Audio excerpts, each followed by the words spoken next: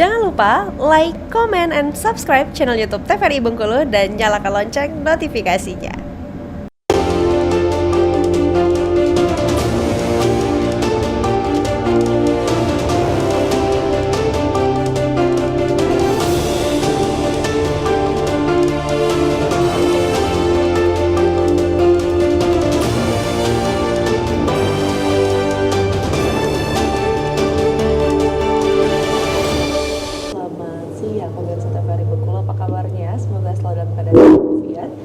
Kembali lagi bersama saya Alila Vidya, tentunya masih di Bendung Pemirsa di edisi hari ini Kamis 14 November 2024. Kita berbicara dengan akhir tahun di 2024 yang memang akan segera berakhir. Kita melihat ada banyak sekali hal-hal yang sudah terjadi dan juga proses-proses sudah kita lewati bersama. Tentunya ada banyak hal yang sudah terlewati dan tentu membutuhkan sebuah evaluasi, termasuk kinerja APBN menjelang akhir tahun ini pemirsa. Seperti yang kita ketahui bersama bahwasannya untuk anggaran pendapatan dan juga belanja negara memiliki peran vital dalam mendukung keberlangsungan pembangunan nasional serta menjaga kestabilan perekonomian kita. Dan menjelang akhir tahun menjadi momentum yang tepat untuk mengevaluasi nantinya sejauh mana kinerja APBN di tahun ini dan bagaimana juga kita bisa memastikan target fiskal yang telah ditetapkan dan dapat tercapai dengan baik. Hari ini kita akan bahas bersama dengan dua narasumber yang luar biasa, tentunya juga berkompeten di bidangnya, sudah hadir di sebelah saya saat ini pemirsa. Kita sapa terlebih dahulu. Selamat siang Bapak Muhammad Irfan Suryawardana. Selamat siang. Bapak, gimana kabarnya hari ini Pak? Alhamdulillah sehat. Iya. Selaku Kepala Kantor Wilayah Direktorat Jenderal Pemerintahan Provinsi Bengkulu, benar Bapak? Iya. Alhamdulillah sehat Bapak hari ini, semangat terus ya Pak. Ini menjelang akhir tahun gimana Pak vibes-nya nih Pak? Ya, menjelang akhir tahun tetap harus semangat ya, karena akhir tahun ini pestanya seluruh kementerian di dalam melaksanakan tugas-tugas terakhir mereka dalam pelaksanaan pembangunan. Betul sekali, menjelang akhir tahun ya Bapak ya, bisa dikatakan tadi pestanya ya Bapak. Ya, maksudnya pertanggungjawaban sampai dengan akhir tahun. Betul, pertanggungjawaban di akhir tahun ini. Kita juga sudah hadir langsung dari Kepala Kantor Pelayanan Pembendaharaan Negara Bengkulu. Selamat siang Bapak Arif Barata. Selamat siang Mbak Dila, selamat siang pemirsa sekalian. Ya. Oh iya, gimana Pak kabarnya hari ini Pak? Alhamdulillah sehat-sehat Mbak, baik Mbak. Ya. Alhamdulillah. Kalau Bapak gimana Pak menjelang akhir tahun ini Pak? Ya, kita perlu jaga stamina dan jaga fokus ya. Betul. Jangan sampai salah bayar, telat bayar ya, dan sebagainya. Oh, itu penting Pak, jangan sampai telat bayar ya Pak. Betul. Oke, baik.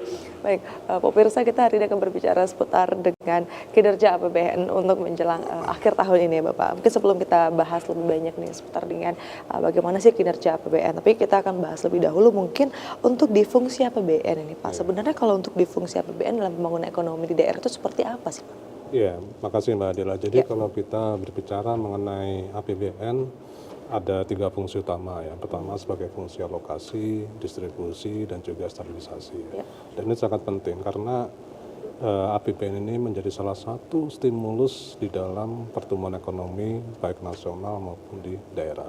Kalau kita lihat komponen pembentukan pertumbuhan ekonomi itu ada dari sisi konsumsi rumah tangga, investasi, dan juga ada konsumsi ataupun belanja pemerintah. Nah, di sini ada peran belanja pemerintah, spending dari belanja itu yang akan memberikan dampak terhadap pertumbuhan ekonomi, efek multiplier-nya.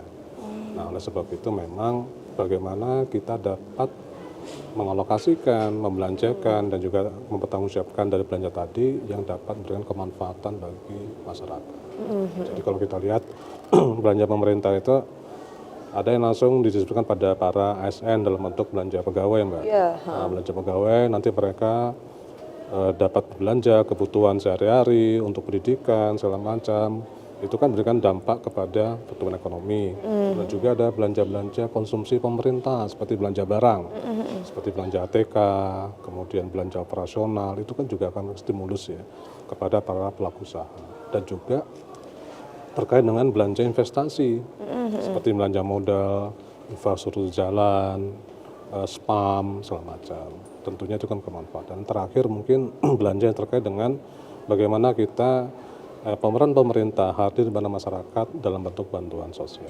Oh iya, jadi sangat banyak sekali aspek yang dapat dikerjakan oleh APBN bagi masyarakat.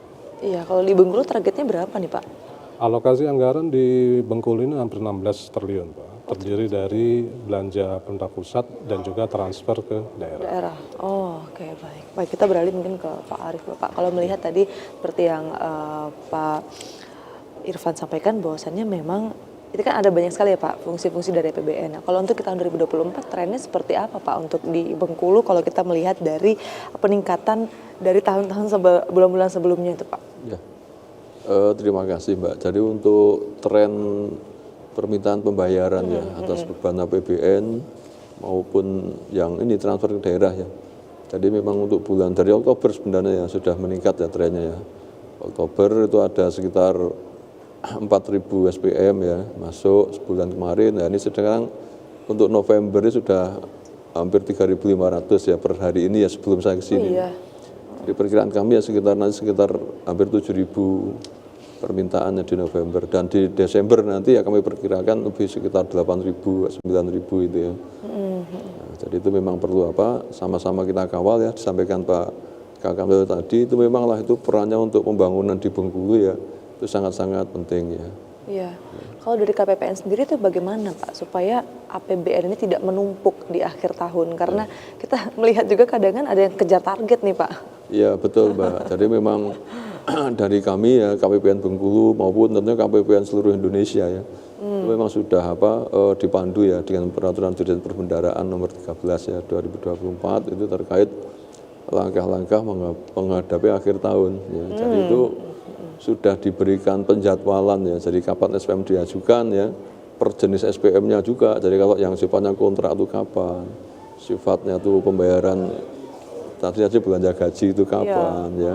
Terus yang termasuk tahap-tahap yang berita acara diserah terimakan ya setiap tanggal, setiap minggu itu sudah ada batas penjadwalannya. Jadi by sistem, by regulasi sudah diatur. Jadi harapan kita memang peningkatan ini terkontrol ya. Kan yang penting kalau meningkat itu pasti meningkat ya. Ya karena kan memang semuanya di akhir tahun itu harus selesai. Ya, Pada disampaikan kegiatan itu harus selesai dilaksanakan dan selesai juga dipertanggungjawabkan seperti itu. Jadi sudah ada langkah-langkah antisipasi. Di samping mungkin langkah-langkah lain kami adalah memberikan sosialisasi ya. Betul-betul kita apa yang menjadi regulasi harus dipahami dan dilaksanakan oleh mitra kami, baik itu di satuan kerja maupun di pemerintah daerah ya. Jadi supaya dipastikan semua itu akan terbayarkan tepat pada waktunya dan benar. Oh, penting. Ya, itu. Tepat waktu dan benar ya Bapak ya. Iya betul Mbak. Gitu, Mbak.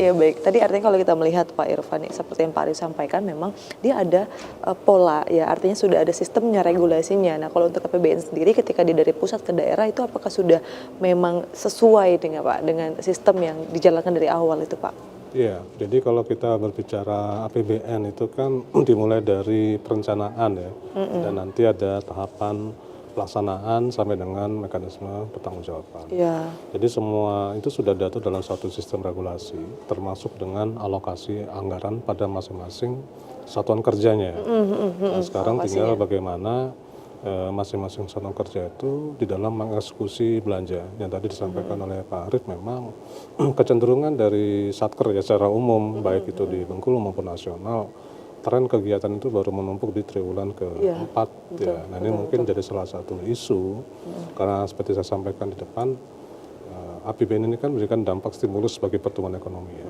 Jadi kalau misalkan belanja-belanja kegiatan dapat dipercepat di triwulan kedua, triwulan ketiga, tentunya kan efek perekonomian itu akan dapat kita terima lebih awal. Iya, betul. Tidak terjadi penumpukan. Iya, itu yang dikhawatirkan Bapak ya, dia terjadi penumpukan ketika padahal sudah ada sistem dan juga regulasinya dari awal sudah jelas gitu ya untuk tanggal-tanggalnya itu sudah ada. Nah, untuk di akhir tahun sendiri juga pertanggungjawabannya pun juga sudah ada ya Bapak ya. Sudah ada. Tanggalnya. Itu berkisar di tanggal berapa nanti Pak? Rata-rata kalau kita lihat memang kita akan aktivitas langkah-langkah akhir tahun itu dimulai dari bulan Oktober kemarin. Oktober sudah mulai ya. Oktober, November, Desember, dan nanti pertanggungjawabannya sampai dengan di Januari ya. Nah, sedangkan terkait dengan penyusunan laporan keuangan bisa sampai dengan bulan Maret. Oh, yang nanti akan diaudit oleh BPK. Oh, laporannya di bulan Maret berarti ya Bapak ya. Oke, baik kita bahas lebih banyak tapi kita jeda terlebih dahulu ya Bapak ya. Pemirsa jangan kemana-mana, kita akan kembali setelah pariwara berikut. Tetaplah bersama kami tentunya di Peredo.